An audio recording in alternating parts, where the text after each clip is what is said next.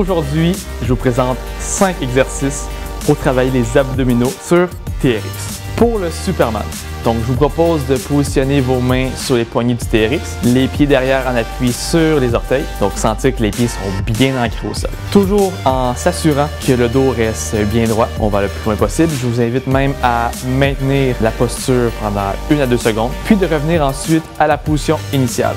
Pour une version un peu plus facile, je vous conseille d'aller un petit peu moins loin dans le mouvement, le pivot de hanche.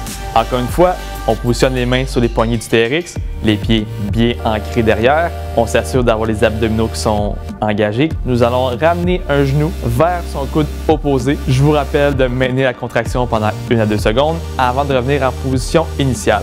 À partir de cet exercice-ci et les prochains que je vais vous présenter, on tombe dans un niveau de difficulté qui est supérieur.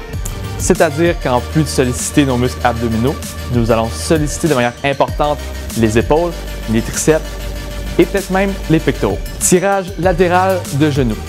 Donc, main au sol, les pieds insérés dans les poignées du TRX.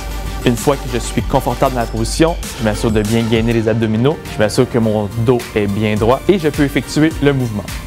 Les genoux joints, je les ramène d'un côté, donc vers un coude. Je maintiens la posture, je ramène en position initiale et je répète de l'autre côté. Tirage de genoux sous le corps. Toujours dans la même position, cette fois-ci, nous allons ramener les genoux vers la poitrine. Ici, ce qui est très important, lorsque je ramène les genoux, je m'assure également de fléchir légèrement le haut du tronc vers l'avant. Je maintiens la posture 1 à 2 secondes et je reviens en position initiale.